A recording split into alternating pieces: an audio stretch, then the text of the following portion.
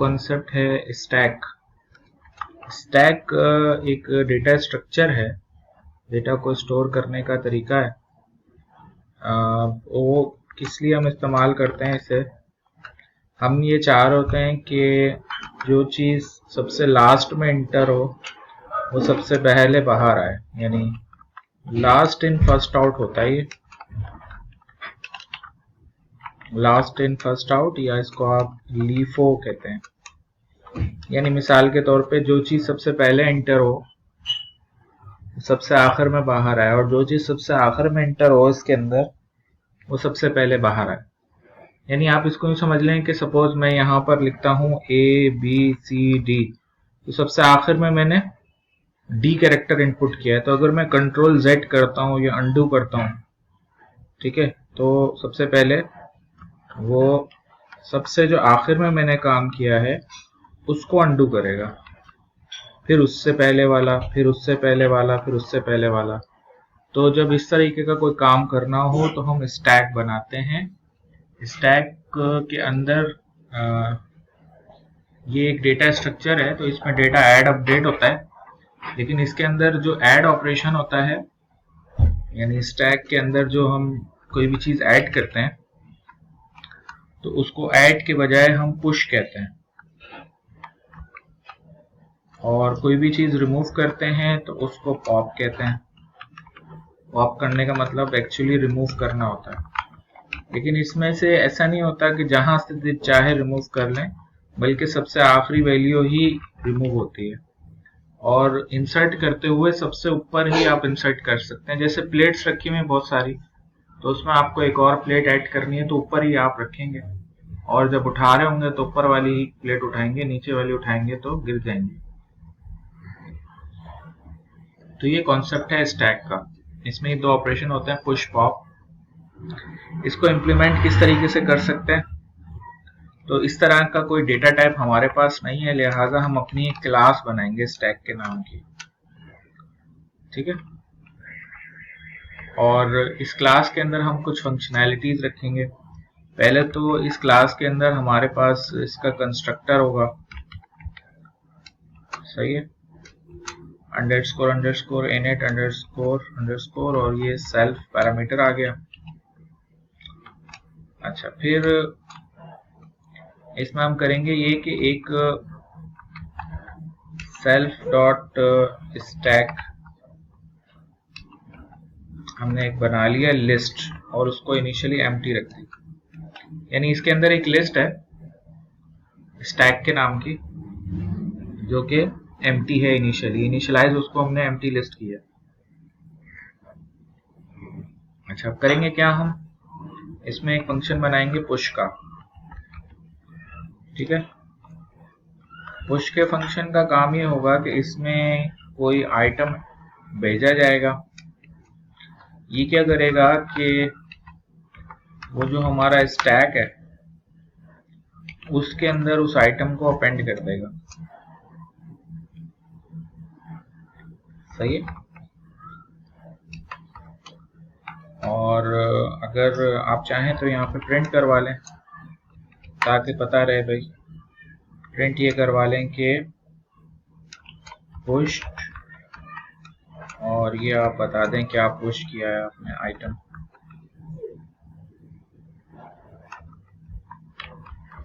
इन stack. अच्छा, एक push की फंक्शनैलिटी है जो कि लिस्ट के अंदर आइटम को अपेंड करेगी, एक जो है वो हम पॉप की फंक्शनैलिटी रख देते हैं।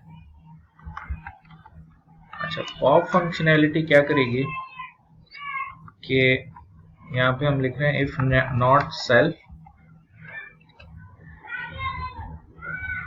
Dot is. अच्छा, पॉप का पहले लिख लेते हैं कि हम यहाँ पर एक वेरिएबल बना लेते हैं, remove equals two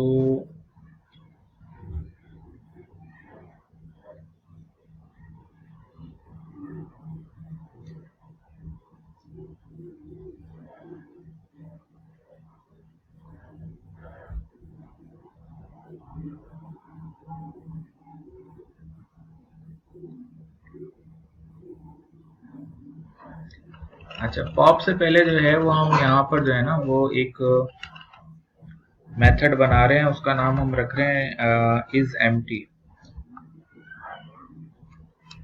is underscore empty. अच्छा, इज एम्प्टी एक फंक्शन है जो आपको ये बताता है कि स्टैक के अंदर कोई आइटम खाली है या नहीं है, मतलब ये खाली है या नहीं है। इज एम्प्टी या तो ट्रू रिटर्न करेगा या फॉल्स रिटर्न करेगा, ठीक है। और दूसरी बात ये कि इसमें एक हम डिस्प्ले का फंक्शन बना देते हैं। डिस्प्ले का फंक्शन ये करेगा कि जो कुछ भी स्टैक में भी मौजूद है वो डिस्प्ले कर देगा। यानी हम यहाँ पे लिख देंगे कि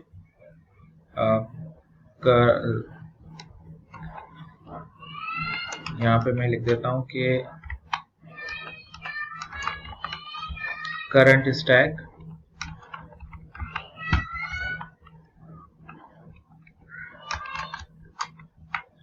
और ये मैंने लिख दिया सेल्फ डॉट स्टैक।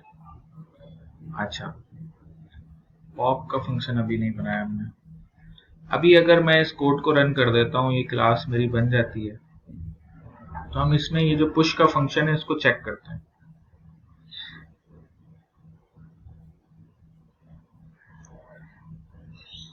अब क्या है कि हम इस क्लास का एक ऑब्जेक्ट बनाएंगे, ठीक है। कैसे बनाएंगे, हम कह देते हैं s इक्वल्स टू स्टैक, ये बन गया इसका ऑब्जेक्ट। अब मैं लिखता हूँ s डॉट पुश और इसमें मैंने 10 भिजवा दिया। फिर मैं लिखता हूँ s डॉट पुश और इसमें मैंने 20 भिजवा दिया। उसके बाद में s डॉट डिस्प्ले कॉल करता हूँ, तो हम देखते हैं ये क्या आउटपुट करेगा। देखिए, जब मैंने पुश कॉल किया तो इसने कहा कि 10 को स्टैक में पुश कर दिया इसने और 20 को स्टैक में पुश कर दिया। जब मैंने डिस्प्ले कॉल किया तो इसने 10,20 स्टैक मुझे डिस्प्ले कर दिया। इसी तरीके से s डॉट पुश मैं दोबारा कॉल करता हूँ, 30-40 भिजवा देता हूँ, फिर डिस्प्ले करवाता हूँ। तो देखें कि अब की दफा इसमें 10, 20, 30 और 40 चार वैल्यूज ऐड हो गई। सही है, समझ में आ रही बात? अच्छा, अभी अगर आप मिसाल के तौर पे प्रिंट करवाते हैं यहाँ पे कि प्रिंट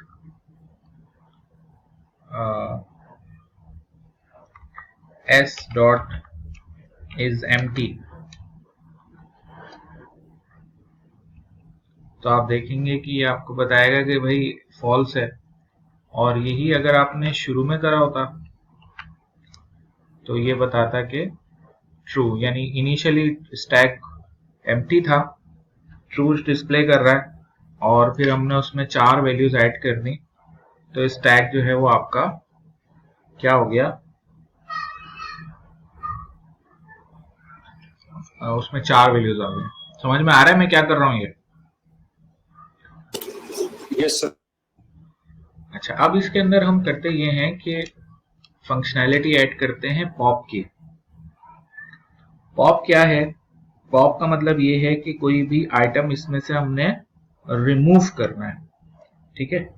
तो अब होता है क्या है कि लिस्ट के अंदर ऑलरेडी एक पॉप का ना बिल्ट इन फंक्शन मौजूद है, जो कि आइटम जैसे अपेंड करते हैं तो वैसे ये, तो हम वही इस्तेमाल कर लेते हैं।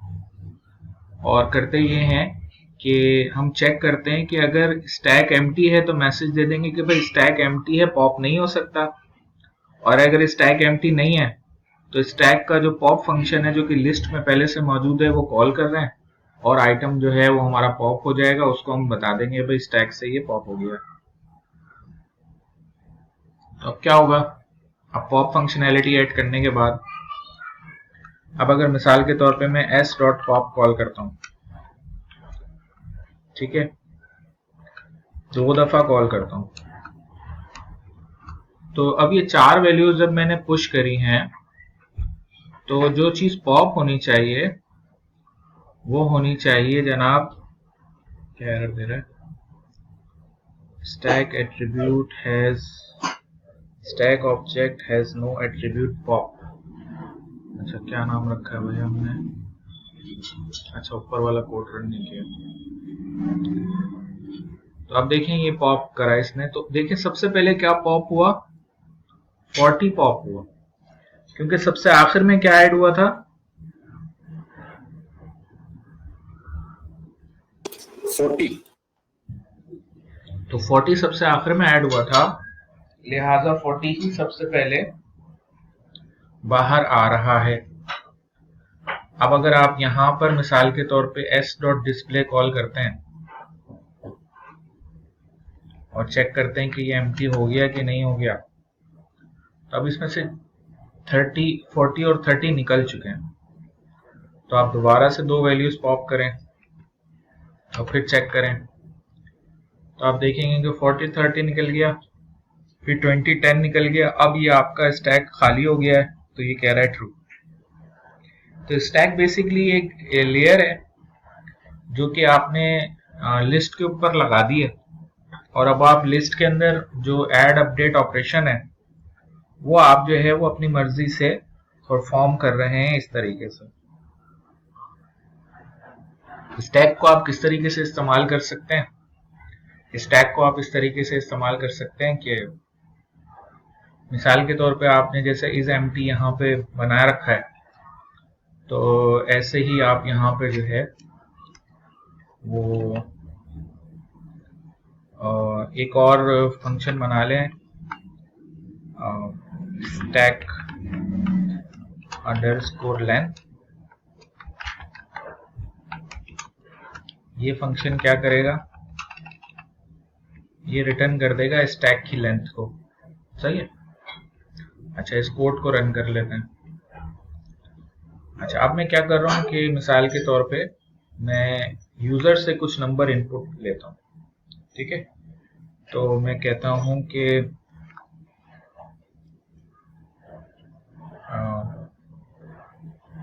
प्रिंट,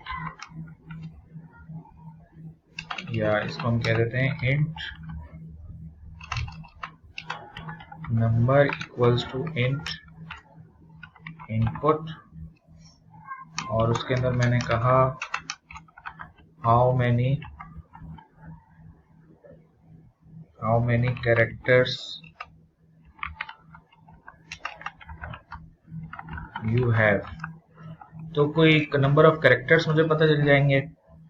फिर उसके बाद जो है वो मैं एक स्ट्रिंग इनपुट लूंगा या टेक्स्ट इनपुट ले लूंगा, तो मैं कह देता हूँ इनपुट, और इसमें मैंने कहा एंटर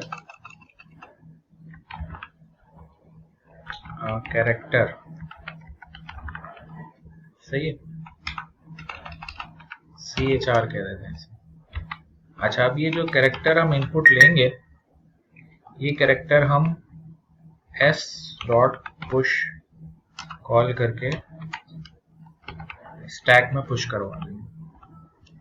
अच्छा कैरेक्टर हम एक नहीं ले रहे, बल्कि हम ले रहे हैं for I in range number, यानी यूजर जितने नंबर बताएगा उतने कैरेक्टर हम इनपुट लेंगे।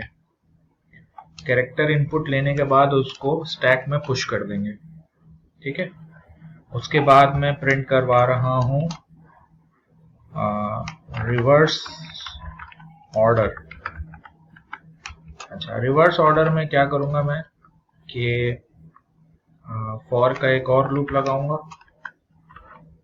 इन रेंज नंबर, और प्रिंट करवा दूंगा s डॉट पॉप।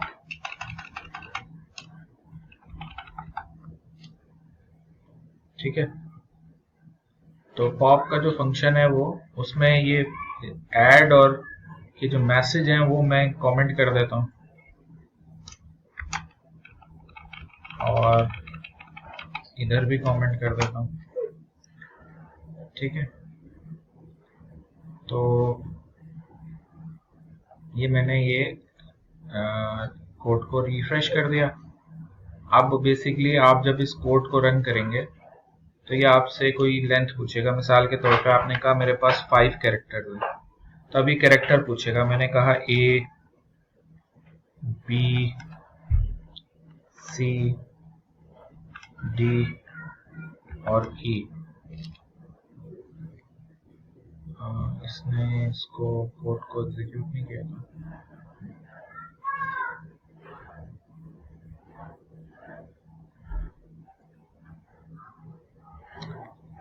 A,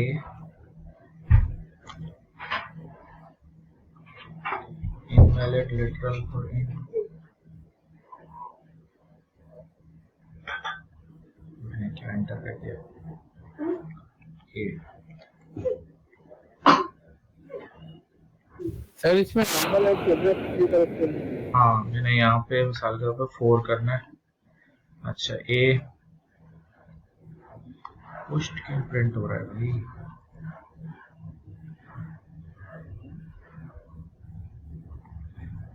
मैंने कमेंट कर दिया।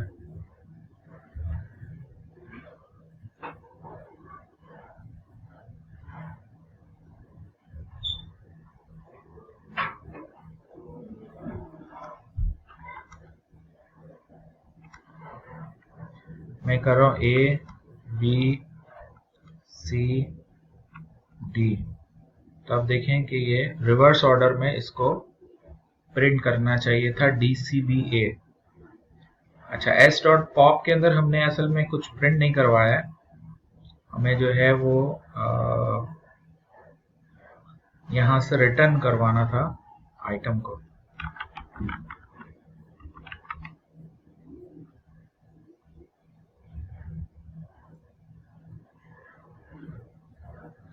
तो अब आप देखेंगे कि मिसाल के तौर पे मैं यहाँ 4 लिखता हूँ। मैंने कहा A, B, C और D, तो ये मुझे रिटर्न करके दे देगा DCBA। तो रिवर्स ऑर्डर में इसने जो है वो हमारी वैल्यू को जो है वो प्रिंट कर दिया। मेरी बात समझ में आ रही?